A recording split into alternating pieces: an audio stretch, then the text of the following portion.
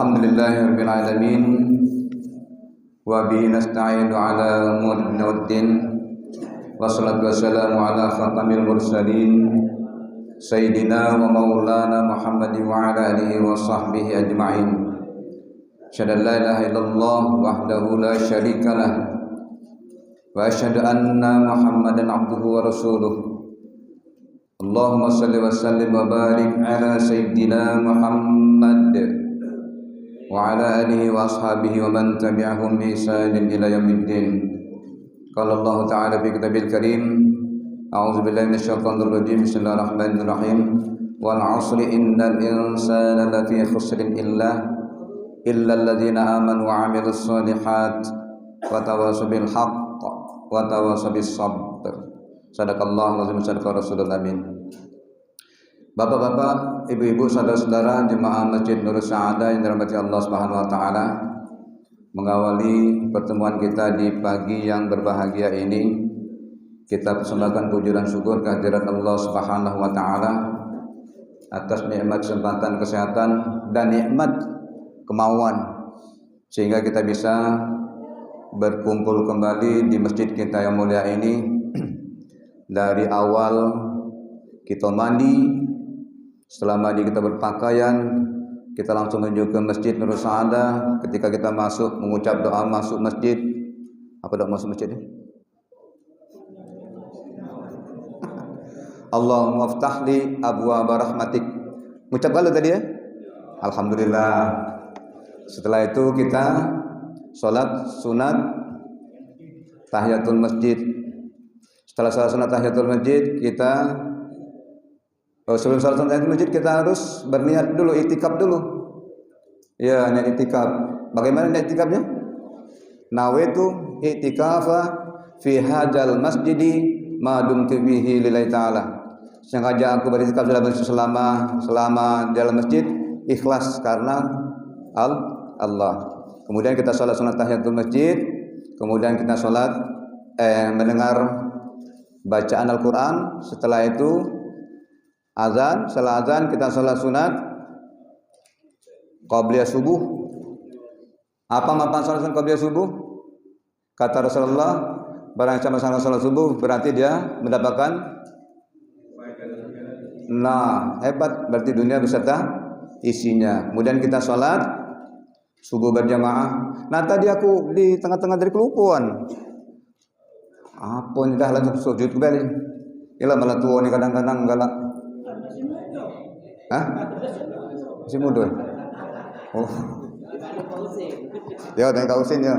Kadang-kadang galak terlupa. Jadi haram maklum tadi ya. Ya, sudah kita telah sama-sama berzikir, kita sama-sama berdoa dan kita telah bersalam-salaman. Kita bermohon kiranya seluruh rangkaian amal ibadah kita pada hari ini diterima oleh Allah SWT dan diridhai Allah SWT dengan segala keridhaannya. Amin. Amin ya rabbal alamin. Salawat beri salam semoga tetap tercurah kepada junjungan kita, Nabi besar kita baginda Nabi Muhammad SAW, juga kepada para keluarganya, para sahabatnya, termasuk kita semua pada pengikut beliau yang setia hingga akhir zaman. Bapak dan ibu dan saudara sekalian, kalau kita berbicara di bulan apa ini? Bulan Muharram ini tanpa terasa tahun 1446 Hijriah telah berlalu. Tidak akan kembali lagi kepada kita. Sekarang sudah tanggal 10 Muharram tahun 1447 Hijriah. Berarti sebagaimana saya katakan tempo hari, umur kita semakin bertambah. Berarti kita akan semakin dekat kepada pintu kematian. Telah saya katakan juga tempo hari bahwa kita telah menjelang tahun 1447 Hijriah ini, yang jelas kita semua sama-sama sepakat untuk hari-hari ke depan kalau bisa lebih baik daripada hari-hari sebelumnya. Kalau bisa sesudahnya ya hari sesudahnya. Yang ke depan harus kita lebih baik lagi. Sebagaimana ada kalimat indah pada salah setahun yang lalu sudah pernah saya sampaikan ini. Masih ingat tak? Man kana yaumuhu khair min amsihi fahuwa rabihun wa man kana yaumuhu mithlu min amsihi fahuwa maghbunun wa man kana yaumuhu syarr min amsihi fahuwa mal'unun. Barang siapa yang hari ini lebih baik daripada hari kemarin termasuk orang yang beruntung, rabih. Barang siapa yang hari ini sama dengan hari kemarin termasuk orang yang rugi, mal'un. Barang siapa yang lebih buruk daripada hari kemarin termasuk orang yang telah laknat oleh Allah SWT. Nah, saya katakan tempoh hari Bapak Ibu, sebenarnya kita ini bukan panjang usia yang Allah berikan kepada kita, bukan lama umur yang Allah berikan kepada kita, bukan lamanya udara yang kita hirup, tetapi ini semua tergantung dengan amal ibadah kita, amal soleh kita ketika kita masih hidup inilah. Kalau kita sudah pergi ke Kalimantan Timur, Balikpapan, habis cerita. Tidak, Balikpapan masa aku tuh kuburan tuh, tidak ngerti pulau ini. Balik ke Balikpapan, udah habis cerita gitu. Paling-paling kita ditanya masalah bagaimana kehidupan kita di dunia, dia oleh mungkar dan nakir itu. Nah, hari ini kita berada di tanggal 10 bulan Muharram. Nah, sekarang boleh tak kalau saya aku bertanya, ada tak di antara kita yang berpuasa Asyura hari ini? Satu.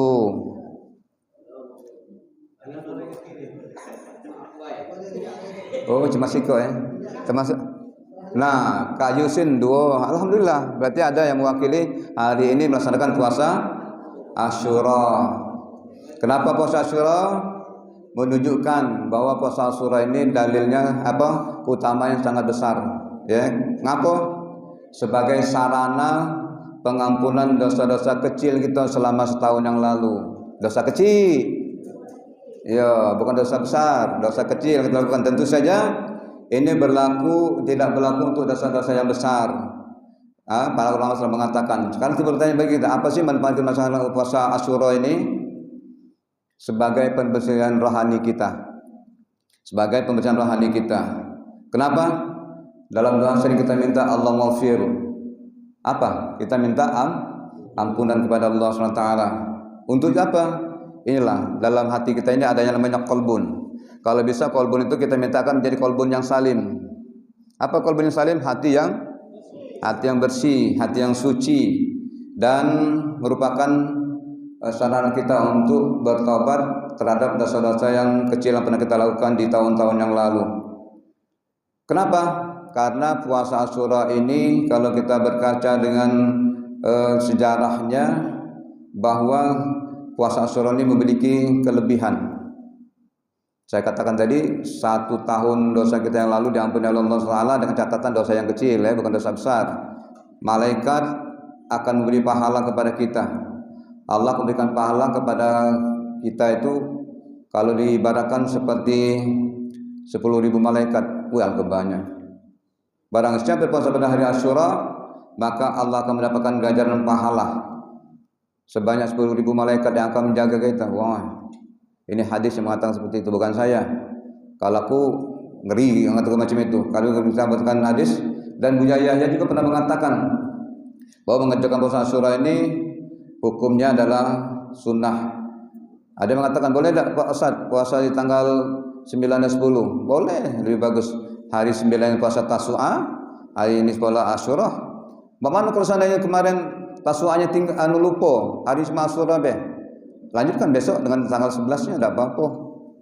Yang jelas kita melaksanakan puasa sunnah di bulan Muharram ini, ganjaran pahalanya cukup sangat luar biasa besarnya. Bapak dan saudara sekalian, Bapak Ibu sekalian, bahwa kesempatan pada pagi hari ini secara singkat saja saya memberikan masalah puasa Asyura tadi, kembali kepada yang kita sampaikan tadi, bahwa siapapun kita, dimanapun kita berada, jangan sampai kita melupakan nilai-nilai ibadah kita kepada Allah SWT. Kenapa? Saya katakan tadi, lihatlah ketika orang meninggal dunia, apa yang dibawa? Kak Usin. Nah itulah. Laki-laki berapa? Laki-laki 3 lapis atau 3 lembar? 3 lapis atau 3 lembar? Perempuan? 5 5 lapis, habis cerita itulah. Jadi kalau saya kita bikin macam ini, saya katakan tadi bukan panjang usia Allah berikan kepada kita, bukan lama umur yang Allah berikan kepada kita, bukan lamanya udara yang kita hirup, tetapi ini semua tergantung dengan amal ibadah kita, amal soleh kita masing-masing. Kenapa? Untuk amal ibadah ini hanya kita pribadi masing-masing lah yang tahu. Kalau secara lahiriah kita memang melaksanakan ibadah, tapi kembali kepada diri kita masing-masing. Bagaimana cara kita melaksanakan ibadah? Wallahu a'lam bishawab. Kita lah yang tahu. Paling-paling kalau kita tidak paham, tidak tahu, kita bertanya kepada yang tahu. Itulah intinya. Kalau kita kalau kita melaksanakan ibadah macam-macam, ditakutkan nanti terjadi kekeliruan, kesalahan. Dalam berwudu saja kita kadang-kadang masih ada kekeliruan dalam melaksanakan wudu kita. Yang tadi sudah pernah aku juga ya. Kalau kita berwudu itu pertama niat dulu ya tak? Niat yang pokoknya saja membasuh muka. Kadang-kadang kita membasuh muka nih kan namanya rambut itu dari atas sini sampai ke dagu ini, sampai ke kuping kiri kanan. Kadang-kadang kan banyak tak kenal. Dan juga wa aidiyakum ila marafiq, basuh dua tangan kita. Yang namanya basuh tangan kita dari sini kan, dari ujung jari sampai siku. Kadang-kadang banyak udah macam ini, Nah, itu sudah terjadi kesalahan. Walaupun jika kita bising biasa, tapi sudah menyalahi tata cara berwudu. Masuk kaki juga macam itu. Sama ujung kaki kita nih, jari kaki kita dulu nerima. Kadang-kadang kita dari mata kaki, padahal dikatakan ilal ka'bain, sampai mata kaki, dari ujung kaki sampai ke mata kaki. Nah, perhatikan sekarang berwudu kita. Kalau kita sini yakin aku benar, kalau tempat lain kadang-kadang masih ada kesalahan. Apalagi ketika kita sudah berdoanya itu. Alhamdulillah aku tadi masuk itu ada bacaan niat berwudu situ. Bagus dilakukan seperti itu. Kalau kita lupa baca besok tidak apa-apa. Alhamdulillah. Asyhadu an la ilaha illallah wa la syarika lahu wa rasulullah. Allahumma ja'alni minat tawwabin. Ada di situ. Iya, Allahumma ja'alni minat tawwabin wa ja'alni minal mutatahhirin. Sudah dibacakan. Jadi kalau kita lupa, alhamdulillah pengurus masjidnya sudah menyiapkan bacaan di situ, doa berwudunya dengan doa setelah berwudu. Bagus macam itu. Nah, sekarang ketika kita setelah menyelesaikan wudu macam itu, menyelesaikan salat, inilah yang menjadi kewajiban kita yang harus kita jangan kita tinggalkan. Saya katakan juga tempoh hari bahwa dalam kehidupan kita ini Rasulullah SAW mengatakan a'maru ummati baina sittin ila sab'in wa aqalhum ayajuzu zalik. Apa kata Rasulullah? Usia umatku ini berkisar antara 60 sampai 70. Nah, sedikit yang lebih daripada itu. Kalau kita katakan sekarang ini, pernah tak kita mendengar orang yang umurnya 100, 200 tahun? Telah jarang. Kalaupun ada bisa dihitung dengan jari. Paling-paling di bawah 100 sudah innalillah. Sudah innalillah. Nah, sekarang ini gambaran kepada kita. Jadi ketika kita menjalani umur kita ini, kalau seandainya saya katakan saja umur kita ini 70 tahun paling lama, ya enggak? Lebih enggak apa-apa. Kita ambil pukul rata-rata saja berumur 70 tahun. Dokter sudah mengatakan bahwa tidur kita ini berapa? Maksimal 8 jam. Pernah tak Bu jelaskan sistem tadi? Apa di masjid lain ya? Pernah belum ya? Oke. Di usia kita, tidur kita ini rata-rata kalau menurut kesehatan itu maksimal atau minimal 8 jam. 8 jam. Kalau ini rata-rata saja kita ambil 8 jam itu kali 24 jam kali 70 tahun berarti berapa? 25,5 tahun. Berarti tidur kita selama 25,5 tahun. Taruhlah 25,5 tahun. Kalau kita pukul rata 26 tahun lah kita tidur selama hidup kita. Tidur baik itu. Itu yang rata-rata tidur 8 jam. Mana yang hobi tidur? Nyender dikit tidur misalnya. Untung enggak nyetir mobil tertidur, kacau. Ini yang dikit tertidur, ngobrol dikit tertidur. Termasuk aku juga kadang-kadang kalau macam itu. Nah, khutbah Jumat tak terdengar. Uji kawan, woi, sholat. No, udah ketahuan. Disenggol kawan, mana dibangun tuh ada sholat Jumat bareng. Nah itu, 8 jam kita disuruh istirahat. 8 jam itu sangat luar biasa sebenarnya. Yang lebih tadi, lebih hebat lagi. Itu yang kedua. Aktivitas kita sehari semalam ini berapa? Kita katakan saja sehari semalam itu separuh jam, 12 jam. 12 jam itu ya begawe lah, yang kuliah lah, yang kerja lah, yang segala macam lah. Yang pokoknya seluruh aktivitas kita sehari-hari itu 12 jam bagi 24 kali 70 tahun. Sekitar 29,5 tahun. Taruhlah 30 tahun. Itu aktivitas kita. 30 tahun itu. Nah sekarang kita tambah 30 tahun tambah 26 tahun. Hah? Nah itu aktivitas kalian 56 tahun. Sementara yang lain di luar itu ada lagi tambahannya. Yang pokok yang harus kita bahas sekarang apa? Masalah ibadah kita. Kalau saya tanya ibadah kita sehari semalam ini 5 waktu itu berapa lama sholat kita? Ada 1 jam subuh tadi. Ada 1 jam zuhur, asar, maghrib, isya. Tidak akan mungkin. Paling kencang kalau saya pukul rata 12 menit.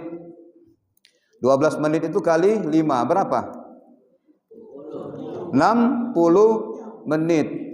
60 menit hitungannya 1 jam. 1 jam bagi 24 jam kali 70 tahun 2,9 tahun. Taruhlah 3 tahun cuma kita beribadah itu.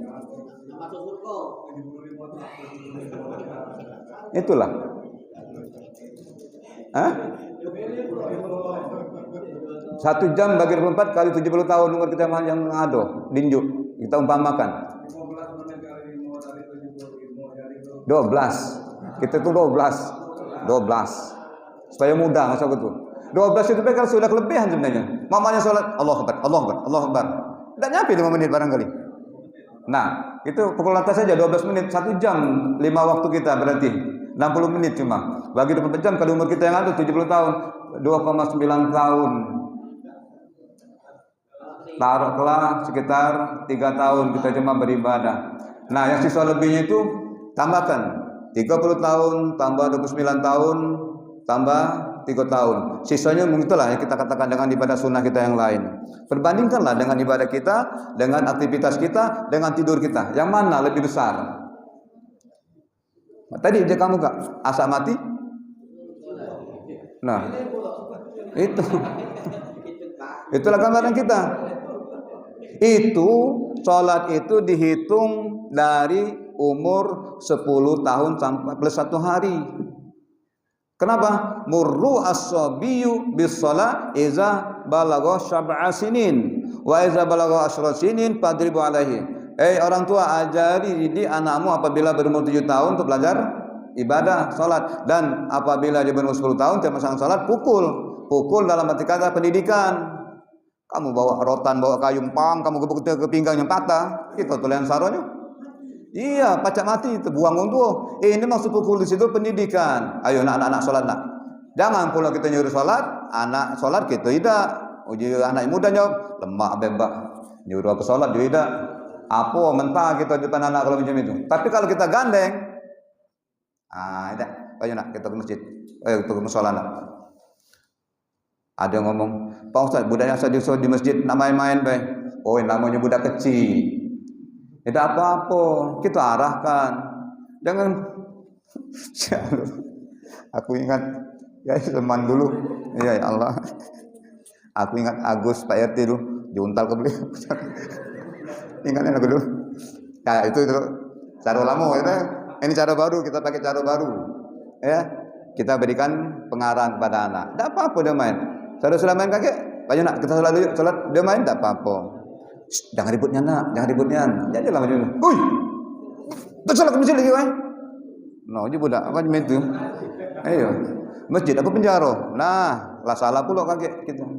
Oleh karena itu anak-anak itu kalau bisa kita arahkan.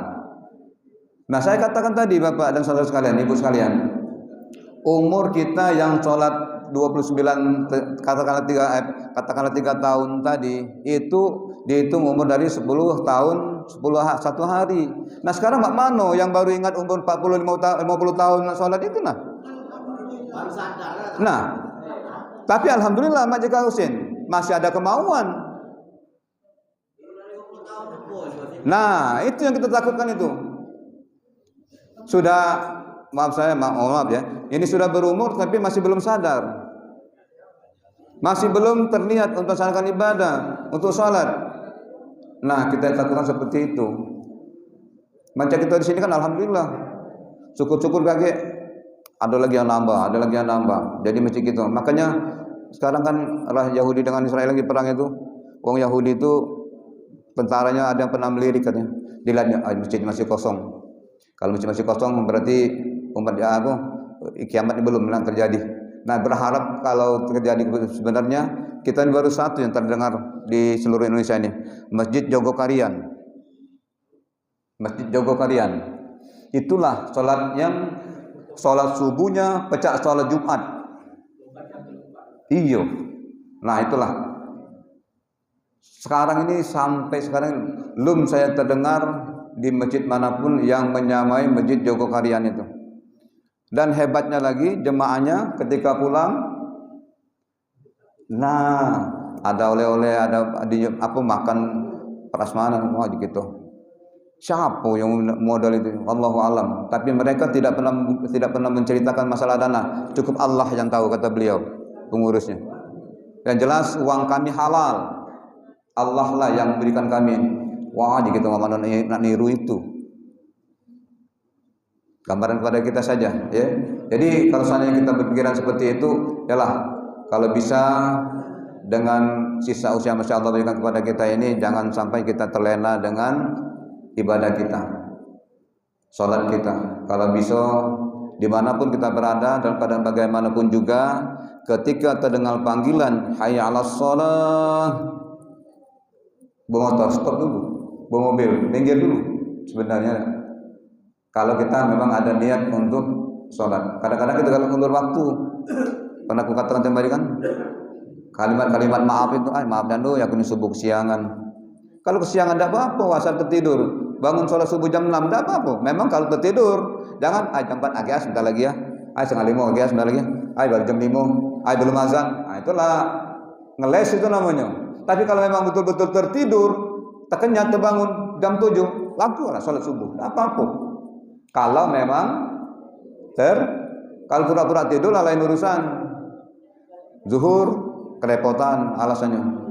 Asar masih di perjalanan. Maghrib capek dan namanya. Isya akhir kecapean putih. Nah, itulah melalaikan untuk melepaskan kelelayan sholat waktu tadi. Alasan yang tidak masuk akal. Padahal saya katakan tadi, hidup kita ini sehari semalam 24 jam. Sangat-sangat tidak sebanding dengan hanya satu jam tadi. Nah, ini gambaran kepada kita bagaimana cara kita menyikapinya. Oleh karena itu, mari, termasuk saya pribadi bersama keluarga kita, tidak ada yang saling kita ingat-ingatkan, wa tawassaw bil haq wa tawassaw bis sabr, saling kita ingatkan dalam kebenaran, saling ingat-ingatkan dalam kesabaran. Inilah inti kita. Bagaimana supaya ibadah sholat kita ketika kita bertemu dengan Allah SWT dia berjazak kelak, kita ada perolehan bawaan apa?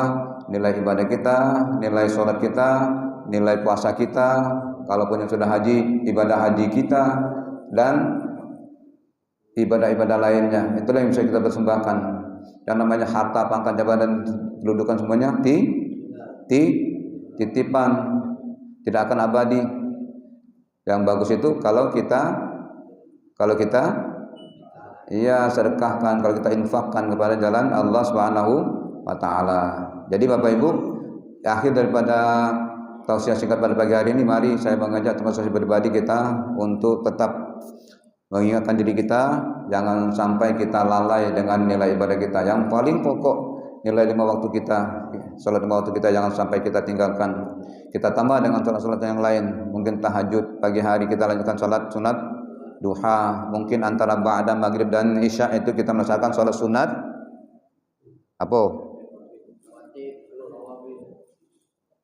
Nah, salat sunat awabin. Lah tahu tak tata cara salat sunat awabin? Nah, belum. Kaget. Tahun bulan depan kita coba ya. Atau ayo ke depan yuk, ajarin yuk. Ya nanti ya. Itu kita kadang-kadang sesuatu yang nilai pahala yang besar kita kadang-kadang belum tahu atau tidak laksanakan. Sayang antara maghrib dan isya ngobrol baik misalnya enggak. Coba kita laksanakan sunat awabin. Tidak terlalu lama, tidak terlalu panjang. Cuma berapa menit pahalanya sangat luar biasa. Dan sunat-sunat yang lainnya. Ini saja Bapak dan saudara sekalian, Ibu sekalian yang dapat saya sampaikan di kesempatan pagi hari ini. Iya. Itu masalah sholat Jumat tadi. Kan kita ada beberapa pendapat masalah. Sholat Jumat itu tiada dan sejarah Rasulullah. Katanya sholat Jumat. Jadi karena di sini kan kita kan 2 kali azan. Ya.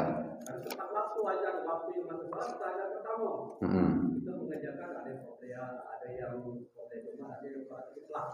Jadi yang kan paham kita kan paham dari Imam Syafi'i. Jadi kira-kira yang mana yang lebih baik kita kerjakan? Qobliyah Jumat atau mutlak yang kita lakukan? Ya. Oh, ini pertanyaan mantap ini. Timbul pertanyaan, adakah sholat sunnah qobliyah Jumat? Timbul pertanyaan seperti itu ya. Nah sekarang jika kita melihat hadis Rasulullah SAW juga para sahabat, pada intinya sholat itu dulu, azan itu dulu pada masa Rasulullah SAW itu hanya melaksanakan satu kali. Tetapi berkembang sampai kepada sahabat Utsman bin Affan. Nah pada saat itu namanya Cak kita ini Sultan Syahrir dulu kan situ masih banyak hutan, masih ada tanah kosong. Tiba-tiba sekarang banyak rumah. Sama seperti zaman Utsman bin Affan. Dikhawatirkan pada saat itu masjid belum banyak seperti sekarang ini. Kenapa? Kalau dulu Bilal bin Abi Rabi'ah disuruh Rasulullah SAW untuk azan, langsung naik ke atas menara di atas masjid untuk azan. Pada waktu itu masih terdengar, tetapi ketika masa Utsman bin Affan itu sudah banyak berdiri bangunan-bangunan, ada yang namanya suk, pasar, sehingga dikhawatirkan tidak terdengar suara azan itu. Akhirnya Utsman mengambil inisiatif untuk melaksanakan azan 2 kali itu. Maksud azan pertama itu pemberitahuan. Kemudian setelah itu azan yang kedua. Nah, azan yang kedua, disitulah ada sedikit perbedaan pendapat. Kalau zaman Rasulullah SAW tempoh hari, Rasulullah pada waktu beliau sudah mandi, datang ke masjid, beliau langsung naik mimbar. Pernah sahabat Sulaik bertanya, ditanya Rasulullah, kau sudah sholat belum? Lam ya Rasulullah, belum ya Rasulullah. Sholat langkau. Nah, sholat itulah dikatakan sholat sunat mutlak. Nah, ketika zaman Utsman bin Affan kedengar suara azan 2 kali itu, akhirnya ada sebagian ulama mengatakan kesepakatan bahwa setelah ada azan itu ada yang namanya sebelum imam naik mimbar ada yang namanya sholat sunat qobliyah. Kenapa? Dipersamakan dengan sholat zuhur. Nah ini perselisihan itu juga sudah berdasarkan dari apa yang pernah dilakukan Rasulullah SAW dan para sahabat. Nah ada yang mengatakan bahwa menunjukkan bahwa sholat sunat mutlak itu boleh berapa rakaat dilakukan, boleh 2, 4, 6 sesuai sebelum imam naik mimbar. Nah ada yang mengatakan bahwa sholat sebelum Jumat itu adalah sholat sunat qobliyah, ada pendapat seperti itu. Nah sekarang kalau seandainya kita mau melaksanakan sholat sunat qobliyah Jumat ataupun sholat sunat mutlak, ini tergantung kita masing-masing. Dalil tadi hanya menunjukkan adanya sholat sunat sebelum Jumat, namun bukan sholat sunat rawatib. Ada yang mengatakan seperti itu. Tetapi sholat sunat mutlak, artinya kita melakukan sholat sunnah dengan 2 rakaat dengan salam tanpa dibatasi. Boleh 2, boleh 4, boleh 6 terus sesuai sebelum imam naik mimbar. Itu ya. Nah, kemudian masalah yang apa? Salat sunat rawatib tadi, yang qobliyah tadi, sebagian mengatakan seperti itu. Kenapa? Dari Nabi kata beliau dulu Ibnu Umar sholat sebelum sholat Jumat. Nah, pengertian sebelum sholat Jumat inilah yang ada yang diperselisihkan. Karena merujuk kepada hadis Rasulullah SAW tadi nyuruh Sulaik sholat mutlak tadi, sholat sunnah tadi, belum dikatakan mutlak, sholat sunnah tadi, beliau sholat sunnah. Nah, setelah berkembang azan 2 kali tadi, Utsman ada yang berpendapat bahwa sholat sunat rawatib itu dilaksanakan sebelum sholat Jumat, maka dikatakan dengan sholat qobliyah Jumat. Nah, kalau seandainya kita melaksanakan sholat qobliyah Jumat, ya mau melaksanakan, ada yang mengatakan silakan, ada yang mau melaksanakan sholat sunat mutlak sebelum khotib naik mimbar, silakan. Sekarang tinggal kita memilih, sebab pendapat kedua ini ada yang mengatakan sahih, kalau tinggal kita berpikir yang mana kira-kira. Kalau seandainya kita melaksanakan sholat sunat qobliyah Jumat, silakan. Kalau kita mau melaksanakan sholat sunat mutlak, boleh 2, boleh 4 sebelum imam naik, ya khotib naik mimbar. Itu Ji, kira-kira Ji, ya. Yang lain Pak, Bu? Jam 6. Habis ya. Demikian Bapak Ibu yang dapat saya sampaikan di kesempatan pagi hari ini, mudah-mudahan ada manfaatnya. Kalaupun dalam penyampaian kami kurang berkenan, kepada Bapak Ibu sama maaf, dan kepada Allah Subhanahu wa taala sama ampunannya. Dan saya akhiri, assalamualaikum warahmatullahi wabarakatuh.